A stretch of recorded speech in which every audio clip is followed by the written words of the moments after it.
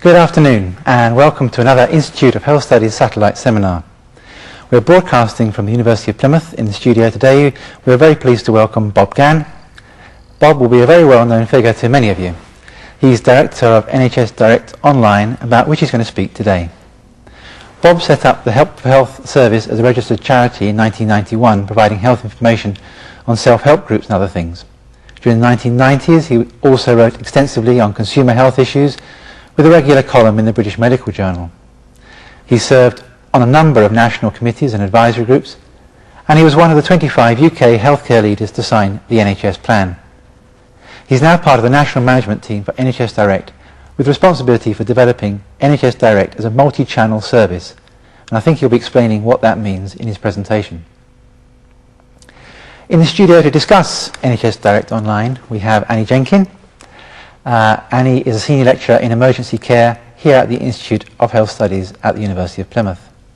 And you've got me. I'm Ray Jones and I'm Professor of Health Informatics with a particular interest in the provision of information to patients and the public. What we will do in this next hour is first Bob will give a presentation for about 20 to 25 minutes. At the end of his presentation he will join us again here for discussion. That will be your chance to contact the studio. You can contact with your comments, questions on two different ways. First of all, you can use the telephone, and secondly, you can use email. Details of these will appear on your screen in a minute, and I'll tell you again after Bob's presentation. But if you have a pen and paper handy, you should note them now. You can phone in using your mobile or any other phone available on 01752 233 646, or you can email tvstudio@plymouth.ac.uk. As well as viewers down here in the southwest of England, we hope to have viewers from around Britain. In particular, we're expecting participation from Nottingham and Glasgow. It would be good for us to have some idea of how many centres and people are tuned in. So maybe one person at your centre could contact the studio using one of these methods during Bob's presentation in the next 20-25 minutes. It will be useful to know how many of you there are viewing and where you're viewing from. So now we go over to Bob Gann. Good afternoon and thank you for inviting me to give this satellite seminar. In the session I'll be talking a little bit about some trends in 21st century healthcare and how we're meeting those challenges in the NHS Direct service. Earlier this year, the Chancellor of the Exchequer, Gordon Brown, allocated additional funding to the NHS, particularly around information technologies. And he commissioned a banker, Derek Wanless, to produce a study of how we might spend that money most effectively in a 21st century healthcare service. And Wanless identified some major drivers, some major changes in 21st century healthcare. He suggested that in the new century, patients will want more choice and higher quality services. We'll have an ageing population living increasingly with long-term chronic diseases. We'll have new information and communication technologies that will create new opportunities for reaching those people. And we can expect to see major changes in the way in which health professionals work. And NHS Direct is just one example of those new ways of working, and I'll come back to that. In particular, Derek Wanless looked at how we might make an investment in supporting people in taking responsibility for their own health. And he suggested that through media such as the internet, digital TV, people will receive information and increasingly use advice interactively. And being a banker, Derek Wanless put a cost benefit to that. He suggested that for every £100 we spend on encouraging self-care, will deliver £150 worth of benefits. And those benefits are in areas like increased abilities for people to care for themselves, reduced inappropriate consultations, improved compliance with medications, etc. One of Wanlis's key changes was the number of people living with chronic illness, a concept that is often linked to the idea of the expert patient. Nowadays, many patients and many clinicians would recognise that a patient can know just as much as a clinician about coping with a particular condition. Patients will need support and information to help them in that process in areas like recognising and acting on symptoms, dealing with acute attacks of the condition, making the most effective use of treatments, and accessing the range of social care and support available to them. We have in the NHS now an expert patient strategy, a new approach for chronic disease management in the 21st century. And there's a programme of work just about to start to deliver training and support opportunities to enable people to live as expert patients with chronic illness. The other major trend that Wanlis and indeed many others have identified is the information revolution. Over 500 million people in the world have used the internet. We have around half the population in the UK now with access to the net.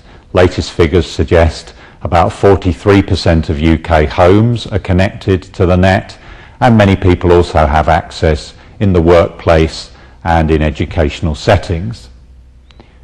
75% of all web users say they have accessed health information, and that's as often as almost once a week, 3 or 4 times a month.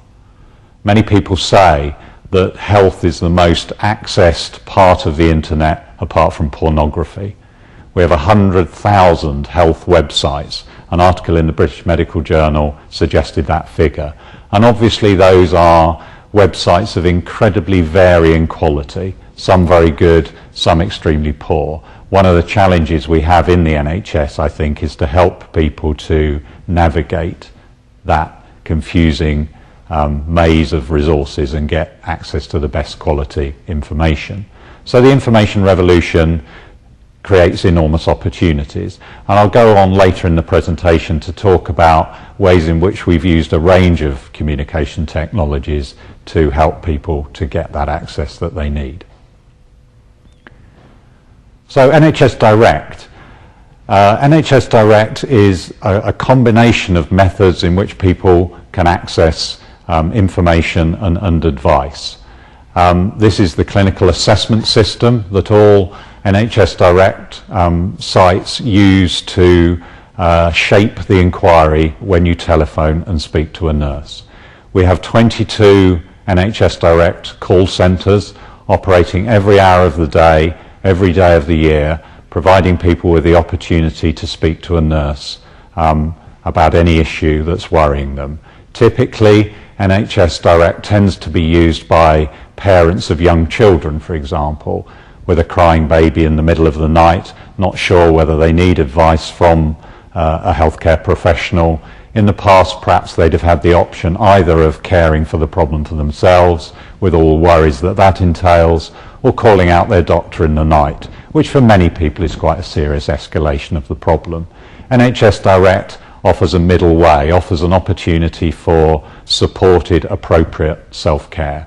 And this clinical assessment system is the way in which we have the knowledge available to nurses at their fingertips to do that. This is a typical NHS Direct centre. This is our centre in Wakefield. And as I said earlier on, we have 22 of these around the country, typically serving a population of about 2 million people. Staff in the centres, in addition to nurses, include initial call handlers who take the call and take the initial demographics before passing the caller on to an appropriate response. And we have information people who provide a wide range of everyday information, everything from details of support groups to where's the nearest late night chemist tonight because I want to go and buy some paracetamol or some Calpol for my crying baby. NHS Direct is becoming increasingly busy and increasingly popular. Last year we did 6 million calls from members of the public, and we're projecting that by 2004 we'll be dealing with 20 million calls. And the reasons for that rapid increase are twofold. Firstly, just increased public awareness of NHS Direct, and we know from the regular surveys that we do that national awareness is now around 60% of the population have heard of the NHS Direct number. And secondly, increasingly NHS Direct being used as the out-of-hours access point to primary care, and increasingly primary care providers are routing their out-of-hours calls through NHS Direct rather than making their own separate local arrangements. What we are beginning to be able to demonstrate in NHS Direct as we get increasing volumes of calls is some quite significant changes in people's behaviour when they contact NHS Direct. This slide illustrates the lavender coloured bar suggests what people felt they needed to do before they contacted NHS Direct, and the pink bar is the action they did take once they'd had the conversation with NHS Direct. And as you can see, the majority of people contacting the service think they need access to professional health care from their GP within the next 24 hours. And having spoken to NHS Direct, that number falls very significantly, and you can see increasing numbers of people who are satisfied either with a routine GP appointment or with self-care with advice from a nurse. And you can see a more than doubling of the number of people who are satisfied with self-care. What we're also demonstrating is a small increase in the number of 999 attendances, because we have occasionally spotted an urgent problem which perhaps the person was unaware of when they telephoned NHS Direct. NHS Direct was first launched in 1998, and it's been gradually implemented over the last 3 years, and there's now full coverage of England and Wales, and a similar service currently being implemented in Scotland called NHS 24. Having introduced the telephone service in 1998, we've now gone on to introduce some other ways of people contacting NHS Direct. First one of those was fairly soon after the telephone service was launched, this time in 1999, we launched NHS Direct Online, and this is the web service for the public as part of the NHS Direct family of services. And this is just a screenshot here of the NHS Direct homepage. You can see on that several things. It's very strongly branded with the NHS Direct identity, so you're reminded on every page of the telephone number, and you can call that number if you're not sure what to do. There's several different options of ways in which you come into the website. There's an encyclopedia of about 500 different health topics. There's a self-care guide that allows you to check symptoms and come up with an appropriate action for common everyday coughs, colds, rashes, etc. There's advice on healthy living, and there's a large database of NHS services where you can find anything from the nearest chemist to the shortest waiting time for treatment. And down the side of the screen there, some hot topics, and these change very regularly. These are current issues in the news that we update very regularly. The website now receives about 7 million hits a month from about 300,000 unique visitors, and it's one of the busiest public sector websites. I think it's about the 6th most popular public sector website in the UK.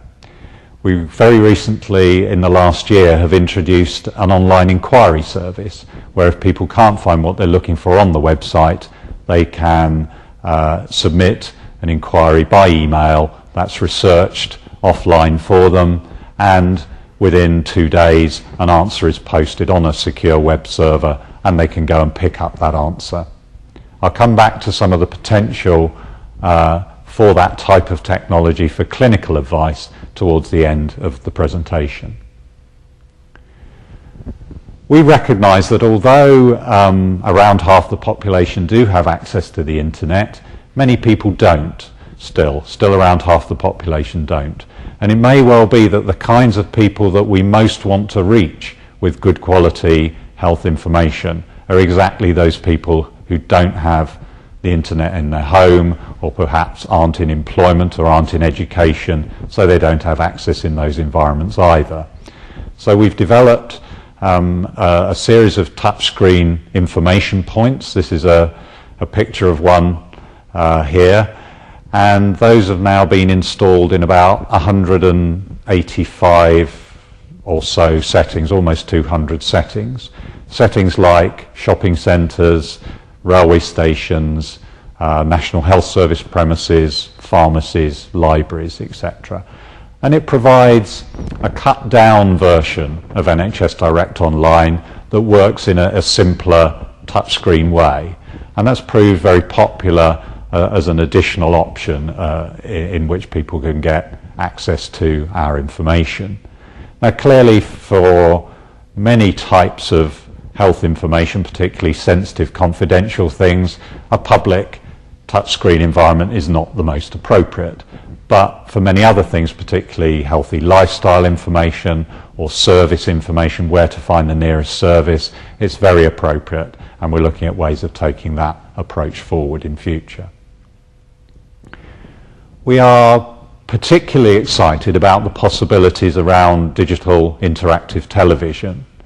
Earlier this year and during the course of last year, we funded 4 NHS digital TV pilots, and the one on the screen behind me was a service that we piloted in Birmingham called Living Health. It was broadcast on the TeleWest platform and provided people subscribing to that service with 4 main service options. They could view video on demand on health topics.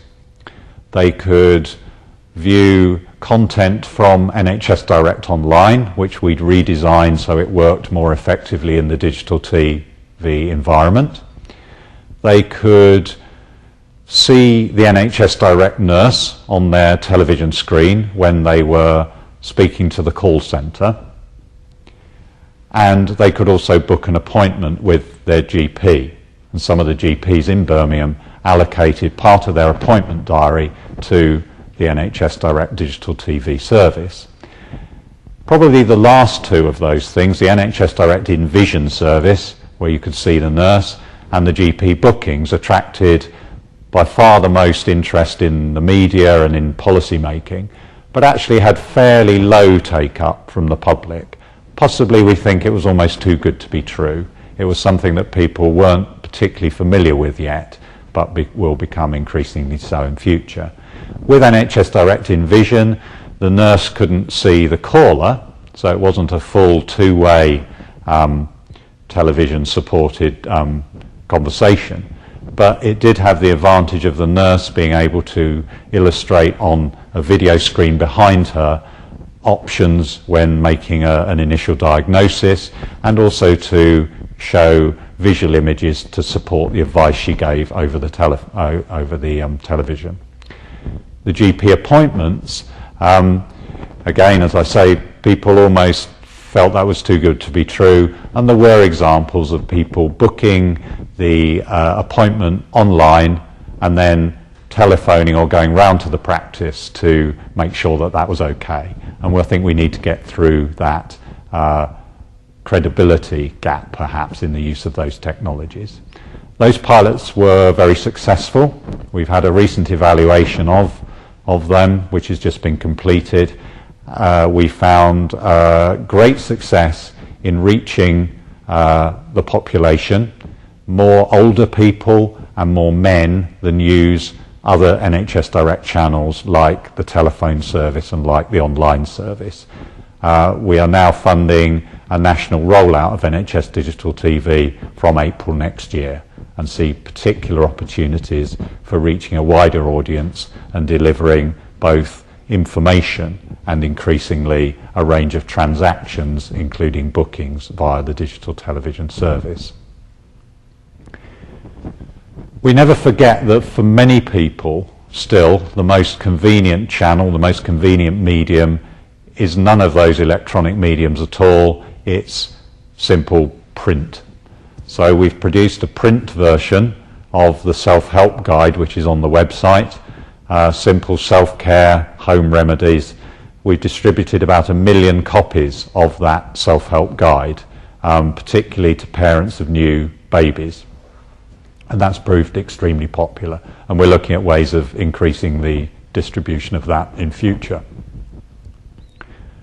So what channels do we now have available for the public, for patients through NHS Direct? Just a summary of those. We have 22 call centres, all using a single decision support system. We have a website reaching 300,000 unique visitors a month. We've got almost 200 touchscreen kiosks. We've distributed 1 million self-help guides. We've piloted 4 digital TV services, and we're implementing a national service for next year. How much does that all cost? Well, around £100 million a year. A great deal of that cost, though, is in staff costs, particularly for our nurses who work every hour of the day, every day of the year in delivering the NHS Direct service. And we're very confident that NHS Direct is the most fully developed public multi-channel service in the world. So what are we going to do next? And just looking forward into 2003 and beyond, and I think these are really the main areas of future development. We need to develop much more information in the most accessible ways possible, particularly information in languages other than English, and information at different educational levels. And those levels will range from the level of the expert patient, which may be very similar to the kind of information a clinician needs, to information perhaps for people with learning difficulties. And that's a piece of work that we're starting from April next year. Secondly, we want to look much more at how we personalise information, so that it's not just come to NHS Direct online and get the same information as everybody else, but get information that's particularly targeted at you. We're developing a project at the moment called Health Space, which will create for users their own personal zone on NHS Direct Online, which they can use to record their own health diary, the medications they're taking, bookmarks to relevant websites. But increasingly, the possibility for that to provide a public portal to their full electronic patient record, thereby fulfilling the NHS plan commitment for people to have access to their own electronic health record through an appropriate medium. Thirdly, we are looking at the possibility of not only providing information online, but full clinical advice, and allowing people, as an alternative to coming in via the telephone, setting up a web chat with an NHS Direct Online nurse. We're doing a small pilot on that at the moment, and we're looking at issues like, is it clinically safe? Do nurses have the skills to work in that environment? Is the time it takes, because it takes considerably longer than a telephone call, worth it? And if that's successful, we'll look at rolling the service out in future. And then finally, there's a national policy commitment now, following on from the inquiry into the heart disease issues at Bristol Royal Infirmary, to develop a national knowledge service for patients and professionals that links up much more closely the information that we have available to patients with the information for clinicians, recognising that essentially it's the same national knowledge source, but we need to interpret and deliver that differently for different audiences. It's been suggested that shared decision making may be the most important change in medicine in the next decade. Clinicians and patients bring considerable expertise to the partnership, but it's only a real partnership if people have equal access to good quality information. In NHS Direct, we're making considerable strides in that direction, and there's a lot more still to do. So thank you very much, and back to Ray Jones. Okay, thanks very much, Bob. And while Bob comes over to join us here, ready for the discussion, and just remind the viewers out there in wherever that you can telephone us now on 01752 233 646, or alternatively you can email on tvstudio@plymouth.ac.uk. I wonder, Bob, if I can start off the discussion. In discussions with a number of people over the years, I've found that a number of clinicians sort of remain sceptical really about the benefit of services such as NHS Direct, online and so on. You gave us a figure there for the cost, but how do you actually convince the sceptics that it has been worth it? I think it's a process that's going to take some time to demonstrate, because it's only when we get very significant numbers of contacts with NHS Direct that the real benefits are realised. We have an ongoing evaluation by the University of Sheffield that's measuring both the volumes and activity in NHS Direct, but also the impact on other NHS services and whether it is leading to a decreased impact on those areas.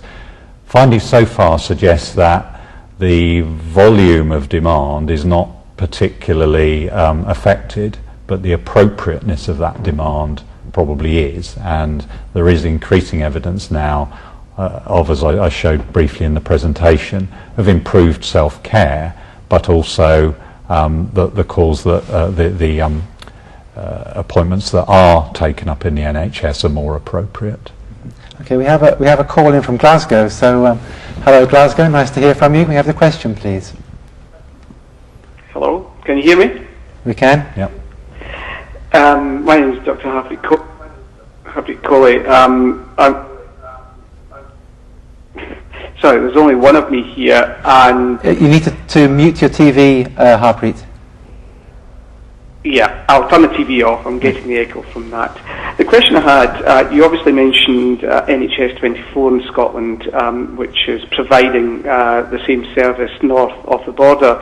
I was wondering about other countries, and if there's anything that NHS Direct can learn from them, and indeed what interest there is from other countries in what's going on in Britain. Okay. So I guess two things. What can we learn from them, and what can they learn from us? When we first developed NHS Direct, there were a few models in other countries that we were able to follow on from. Some of the American health maintenance organisations, particularly Kaiser Permanente in America, had call centres for their members that not only dealt with kind of membership inquiries, but also did provide nursing advice. But the scale of what we've developed in the UK and the national coverage is completely different from anything anywhere in the world. So what we're now finding is it's more a question of other countries picking up on our knowledge. Clearly the NHS 24 development in Scotland is based very significantly on NHS Direct. But I think what we have found is that the process of reviewing and refining the service to implement it in Scotland has had significant advantages in the in England, and we've learnt back from Scotland and put that into practice in England. Overseas, we are currently in discussion with the Australian Health Department about implementing a very similar NHS Direct model in Australia. Australia, a very obvious setting for NHS Direct, a technologically advanced society but big geographical spaces, and I think they view NHS Direct as almost like 21st century flying doctor equivalent, I suppose. So Australia particularly, but a number of other countries interested as well. I know that Harpreet's actually hung up the phone to listen to the TV, so thank you very much, Harpreet, from that. We have got a question actually just come in from Plymouth, and then we'll go to Annie. There's a question here from Institute of Health Studies in Plymouth, Val Hyde, who says, given the rapid rise in the number of nurses working for NHS Direct and the current workforce crisis in core and new service nursing provision, is there a possibility that NHS Direct will undermine the services that exist for those whom self-care is no longer appropriate? Yeah, very, very valid question. When we first set up NHS Direct, and obviously there was a lot of initial recruitment, there were certainly concerns from local healthcare providers that we would be poaching their nurses, and there were some early difficulties around that, and those are currently being experienced in Scotland. I've read a fair bit about that in the health press. I think our feeling around that is that NHS Direct is part of the NHS. We're not some alternative service, and we are now developing a number of ways in which we can work more closely with local healthcare providers, local health trusts, to look at things like shared posts, rotating staff. Many people move from NHS Direct back into more face-to-face care. Many people come into NHS Direct from face-to-face care, and I think that will just become an established pattern. Many of the nurses in the call centre where I'm based in Southampton also do work in settings like health visiting, accident emergency nursing, and I think we're working through that quite successfully now. We'll get to you in a minute, Annie, but I've got another call coming in from Torbay. Veronica Maynard. Hello, thanks very much for a very interesting presentation. It's Veronica Maynard from Torbay. I've just got one question.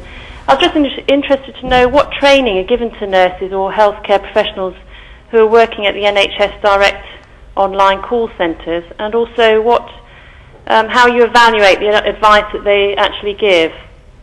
Right. Okay. I'm very happy to answer the question. I'll try and do so in a minute. Just to make clear that I direct the non-telephone aspects of NHS Direct, the things I illustrate particularly in the presentation. I'm pretty familiar, I suppose, with the work of the wider telephone service, but I may have less expertise than somebody in the direct call centre side of the business. And most nurses all nurses coming to NHS Direct come with quite a high level of clinical competence to start with. I mean, they would be, a health visitor or ward sister, that kind of background.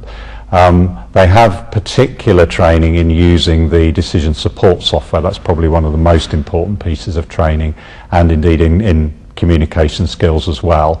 Every site has a nurse director who's responsible for ensuring the continuing professional development of those nurses. The evaluation of the advice given, every call is recorded through the decision support system and is also audio recorded as well. So there's every opportunity for clinical audit and for people to go back and review difficult inquiries with a peer support group. So there's a lot of peer support and a developing program of clinical audit led by the nurse director within each site. We've got one more person on the line, so we've got the lines are buzzing. So we can take the next call, please. Hello. Hello. Hi, this is Dave Hartland from Exeter. Hello. I'm just asking about the shared decision making by NHS Direct. I work for the ambulance service, and as your presentation at the beginning showed, there was an increase in emergency calls that NHS Direct have sent patients to hospital. And I've seen a few of those, but some of those you don't have the luxury as an NHS Direct nurse not seeing the patient, and we do. I just wonder if there's another appropriate way of this shared decision making, i.e. not calling 999 for an ambulance, if there's an alternative practitioner who could go and see the patient rather than dialing 999. Okay. The link between NHS Direct and ambulance services is an extremely important one, and probably about half of the NHS Direct services in the UK are actually hosted by an ambulance trust. My own site in Southampton is managed by Hampshire Ambulance Service. So we are looking at a much better join-up between NHS Direct and ambulance services, things like an integrated call centre for NHS Direct and the 999 calls. We're also, although currently NHS Direct is only staffed clinically by nurses, we're just considering at the moment some options for having paramedics in NHS Direct call centres, providing that kind of immediate paramedic advice over the telephone. So there are developments around closer join up with ambulance services. I don't know if the caller wants to come back on that. Yeah, I mean, yeah, thanks very much for that. I'm just wondering if rather than the paramedic actually on the screen, I mean, it's still better to see the patient, and it's providing what's best for the patient and using the appropriate resources, because once the paramedic or the healthcare professional you send then can resource that patient to the right centre where they need to go. Yes, an interesting idea. I don't know whether it's something we've yet thought of, but no doubt a view we could take on board. Yeah. Okay. Annie, let's sort of pass over to Annie now. I think Jenkins. Dave was referring to the paramedic practitioners that we're just beginning to roll out down here in the southwest. Yeah. But I was just wondering, with your presentation with data protection, you said you're hopefully looking at a personalised healthcare space. Yeah. And so how are you going to protect patient confidentiality, and how are we going to sort of prevent people gaining access to others' very personal information? Yeah. The work we're doing on the personal health space, obviously one of the most important issues around that is authentication and security of that web space. And that so far we've been developing at two levels. There's probably just an initial password protecting access to the personal web zone, because people put into that web zone what they choose to include, and people often are prepared to have things like their vaccination schedules, their blood group, that kind of thing, which is not hugely confidential. And I think there's a trade-off between the convenience of having that in an easily accessible environment with the security. It becomes a more serious issue, I think, if the personal health space links through to someone's full electronic health record. And clearly we want to be very confident that the person seeking to access that record was the person that they say they are. There's some work going on with the Office of the E-Envoy about a concept called a government gateway, which is an authentication series of procedures for a lot of transactions, things like tax records and social security information, schools information, that kind of thing. So we're working quite closely with them at the moment. In future there could be a whole range of authentications, like fingerprint technology and that kind of thing. But I think initially it'll be probably a combination of passwords and security certificates. Do you think then that I mean, there's more confidence now in using the internet as opposed to the intranet or the NHS net? Because I mean, when a few years back, when NHS net was born, the reason for it was because people didn't trust the internet. They didn't trust the security of information being passed around. And sort of combined with that question is the health space going to in some way sort of complement or in a way compete with all the work that's going on with the electronic patient record, the electronic health record? How do those two things sort of fit together? Yeah, I think perhaps the short answer is that the health space will provide a gateway into the electronic health record. It's not exactly an electronic health record in itself.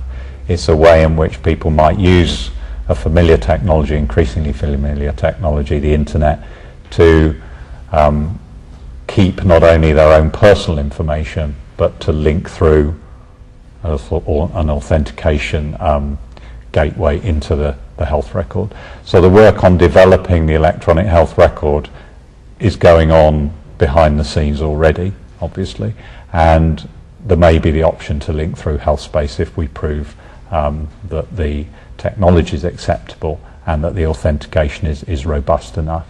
So I see it very much as a complement to the work that's going on around the electronic health record, and perhaps one of the ways in which people can get convenient access to it in future.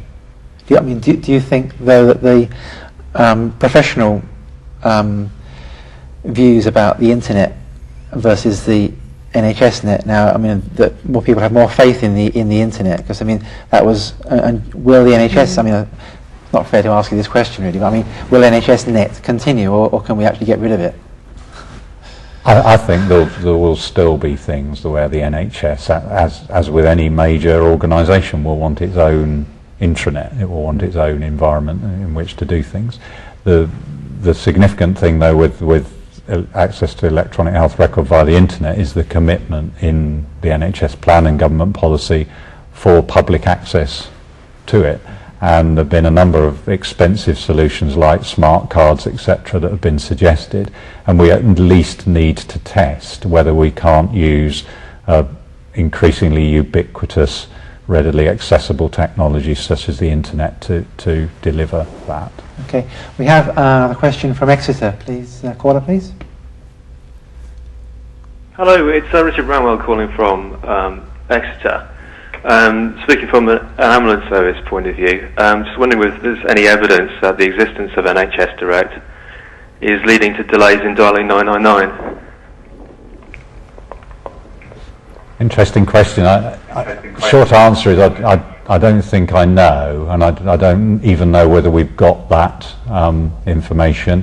What we would say, I think, is that the initial screening questions that somebody is asked when they call NHS Direct ought to mean that if a 999 response was the appropriate one, that it was a pretty quick route into 999 anyway.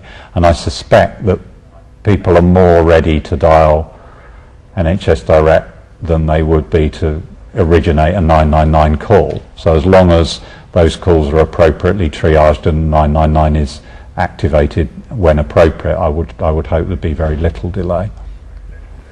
Annie, do you want to?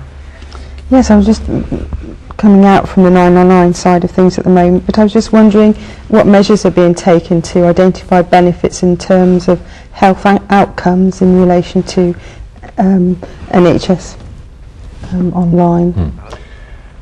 We've just had a Commission for Health Improvement review of NHS Direct Online. It's been very interesting to see the processes of CHI around clinical governance, which are obviously designed for proper healthcare settings, applied to an online service. And on the whole, that's worked very successfully. And we, although the report's not out until next year, got some very good results in the CHI review. One of the things that CHI have said to us, though, is that we need to be developing outcome measures in addition to just activity measures around NHS Direct Online. I think that's actually quite a difficult thing to do. Many people have tried in the past to develop measures of outcome or health gain around information provision. We have, as I showed on the slide, been able to demonstrate some changes in actions that people have taken. How far down the line we can go in terms of measuring a health benefit or a piece of changed behaviour, let alone an improved health status, is perhaps rather difficult to do. But we're being very much encouraged by CHI to develop that next year and onwards from there. We still have the caller on the line from Exeter, I think. Did you want to come back with another?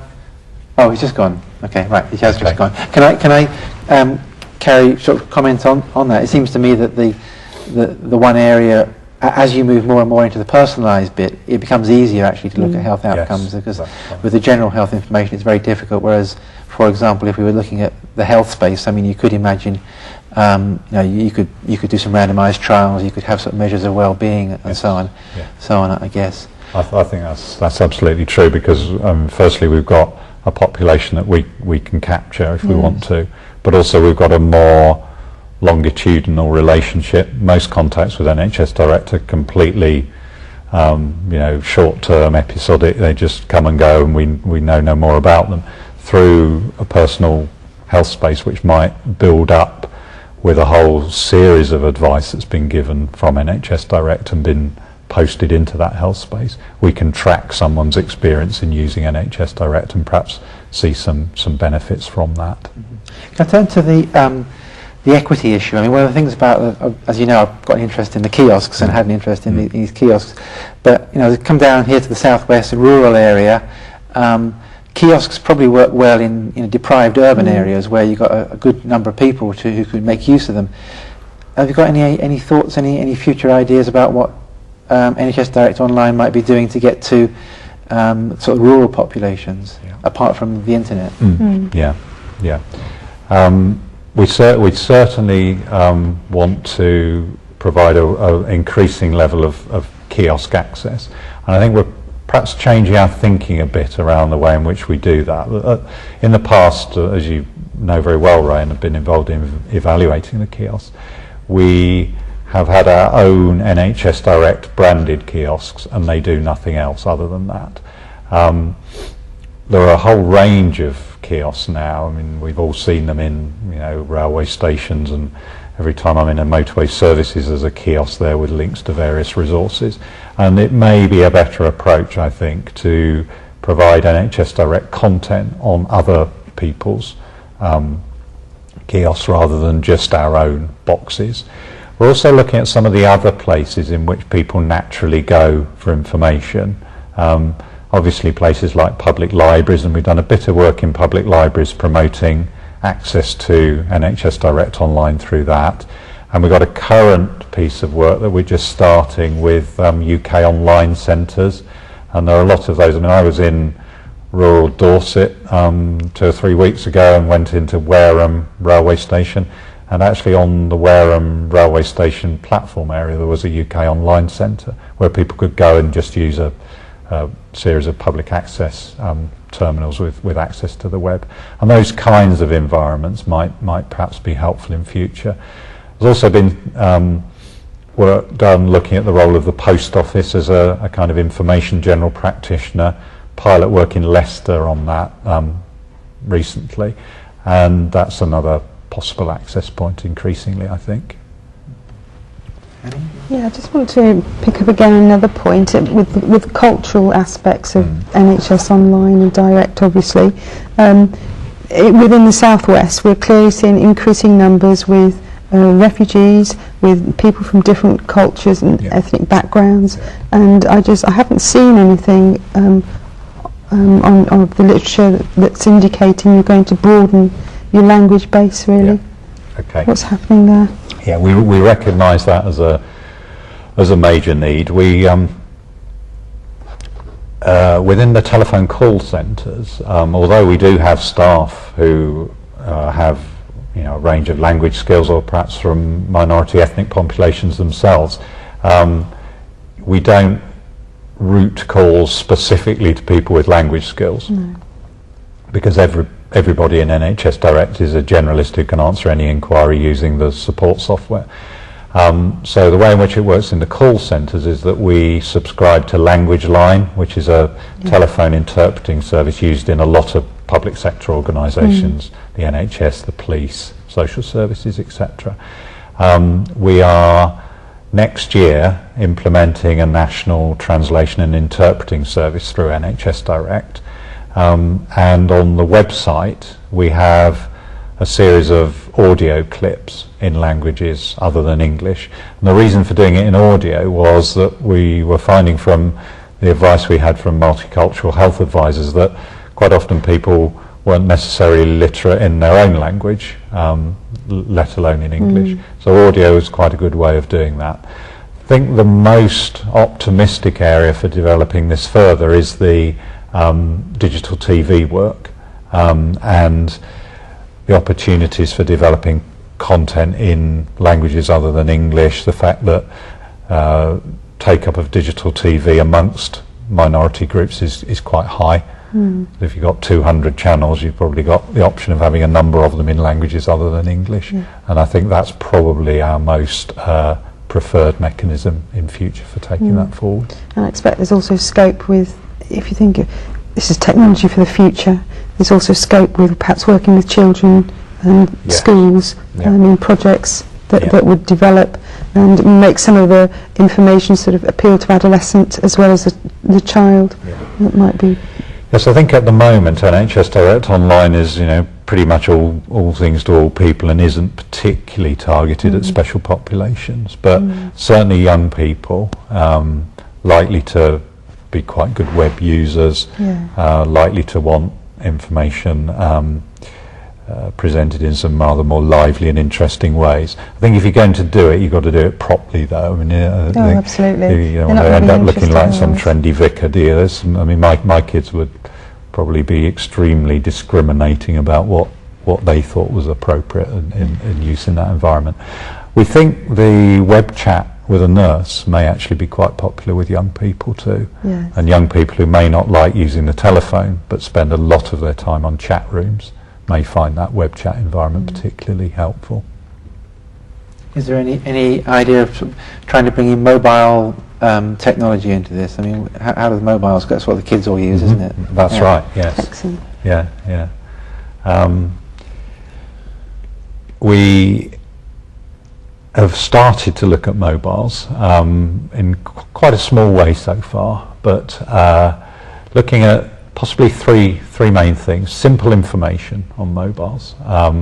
The self-help guide works quite well on a mobile because it's a series of short questions with an answer in response to those, and at the end of a series of questions and answers, a suggestion for action, which is often make a telephone call.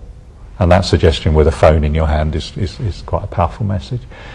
Secondly, find your nearest local service. I was looking a few weeks ago for a late night chemist, and I'd forgotten which one it was in Salisbury where I live, and I ended up having to telephone NHS Direct to find that information out, and because it was a non-urgent call, NHS Direct had to phone me back, and I was waiting for about 20 minutes to find out where this chemist was. Had I had that on my mobile, that would have been incredibly useful, and we've developed some mock-ups of that. Now I think the third area is using text, SMS, and by far the most popular technology with young people, and we've done some development work around using SMS for reminders, particularly for turning up for appointments, taking medicines and attending blood donor sessions. So each of those we've done some demonstration work on. We haven't launched it as a live service yet, but it works. Annie, have you got any other? It's just gone out of my mind, but it'll come back again. And it's just going back to the kiosks and the rural one. I mean, it's just struck me that you could perhaps have mobile kiosks, because I mean you do have mobile libraries. So when you have kiosks with mobile connections to the internet, I mean in the same way that the laptop here has got a mobile connection to the internet, so that could be one way of taking that forward. Could be good. Yeah. I don't think we have any other questions at the moment from anybody else. I think if we're running out of questions, I think we'll call it to a halt. So thank you very much indeed for everyone's participation today. Thank you particularly for Glasgow for your phone call, and Exeter, Torbay, Plymouth for all your questions. Thank you very much to Bob Gann for coming down here, Annie Jenkins, and we look forward now to the next IHS seminar, which is in January. On January the 16th we have two seminars. At 12 o'clock we have Professor Mike Hyland, who will be describing new ways of thinking about complementary medicine, and at 2 o'clock the same day we'll have Dr. Peter Drury, who's head of the Information Strategy Unit for the Department of Health. He'll be discussing the NHS Information Strategy. As always, these seminars are open to all, so do put the dates in your diary, tell your colleagues and friends, and we look forward to your participation. Have a nice Christmas. Goodbye.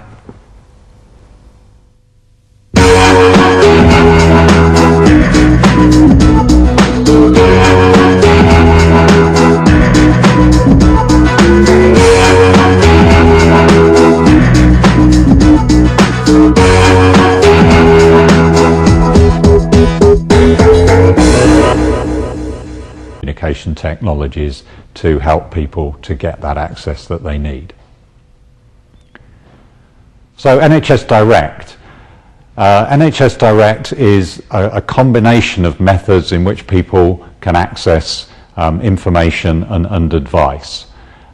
This is the clinical assessment system that all NHS Direct sites use to shape the inquiry when you telephone and speak to a nurse. We have 22 NHS Direct call centres operating every hour of the day, every day of the year, providing people with the opportunity to speak to a nurse about any issue that's worrying them. Typically, NHS Direct tends to be used by parents of young children, for example, with a crying baby in the middle of the night, not sure whether they need advice from a healthcare professional. In the past, perhaps they'd have had the option either of caring for the problem for themselves, with all the worries that that entails, or calling out their doctor in the night, which for many people is quite a serious escalation of the problem. NHS Direct offers a middle way, offers an opportunity for supported, appropriate self-care. And this clinical assessment system is the way in which we have the knowledge available to nurses at their fingertips to do that. This is a typical NHS Direct centre. This is our centre in Wakefield, and as I said earlier on, we have 22 of these around the country, typically serving a population of about 2 million people. Staff in the centres, in addition to nurses, include initial call handlers who take the call and take the initial demographics before passing the caller on to an appropriate response, and we have information people who provide a wide range of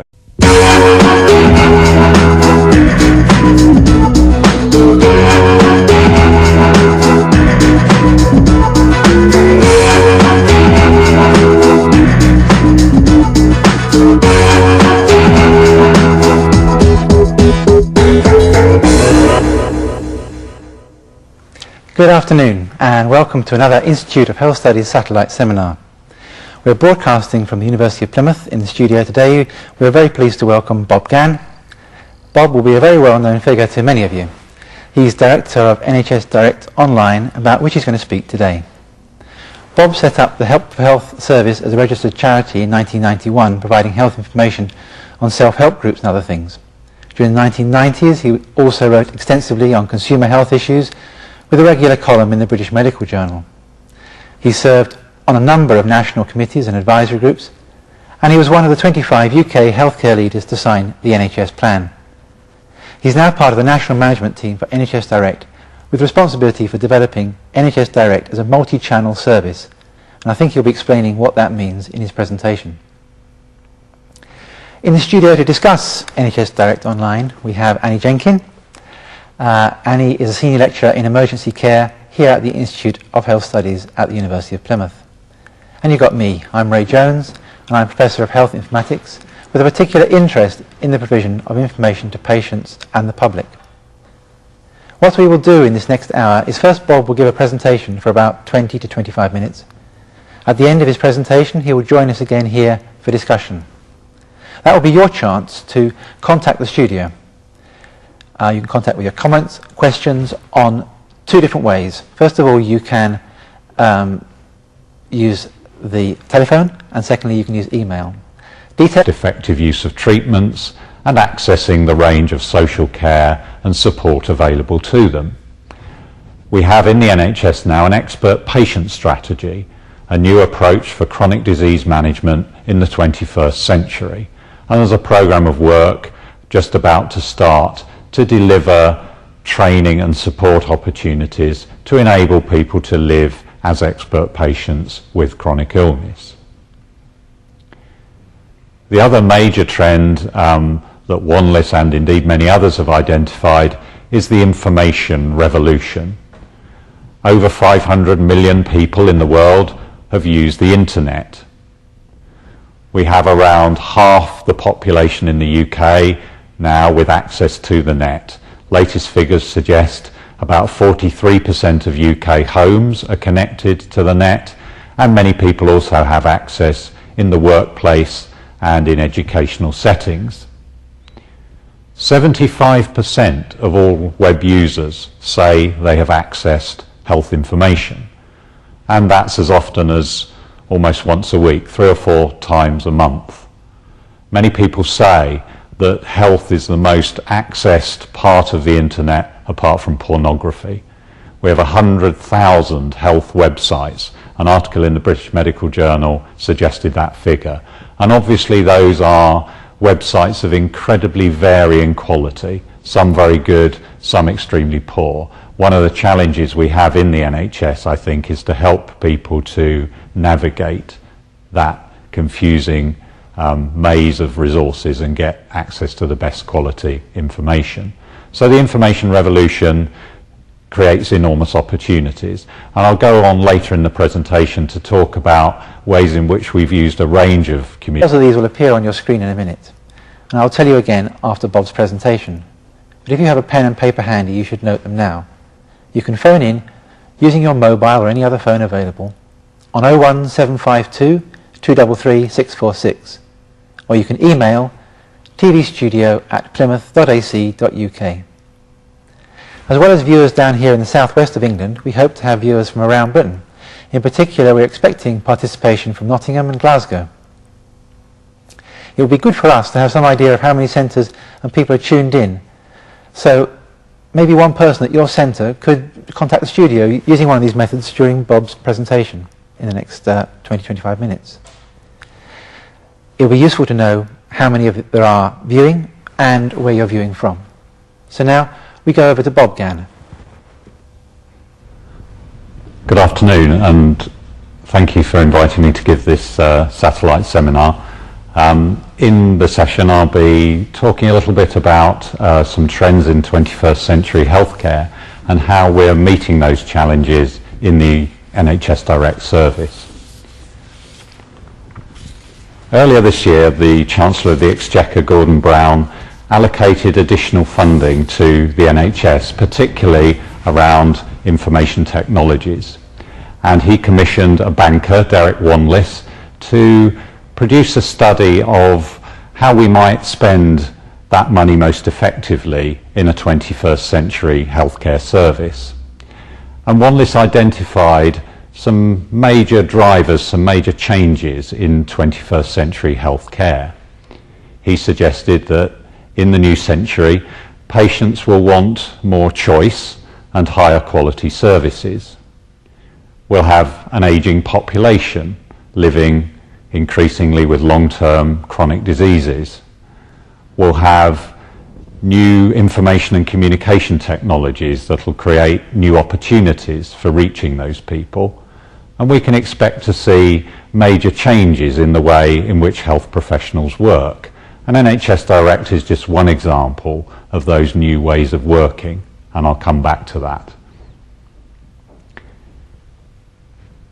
In particular, Derek Wanless looked at how we might make an investment in supporting people in taking responsibility for their own health. And he suggested that through media such as the internet, digital TV, people will receive information and increasingly use advice interactively. And being a banker, Derek Wanless put a cost benefit to that. He suggested that for every £100 we spend on encouraging self-care, we'll deliver £150 worth of benefits. And those benefits are in areas like increased abilities for people to care for themselves, reduced inappropriate consultations, improved compliance with medications, etc. One of Wanless's key changes was the number of people living with chronic illness. a concept that is often linked to the idea of the expert patient. Nowadays, many patients and many clinicians would recognise that a patient can know just as much as a clinician about coping with a particular condition. Patients will need support and information to help them in that process in areas like recognising and acting on symptoms, dealing with acute attacks of the condition, making the most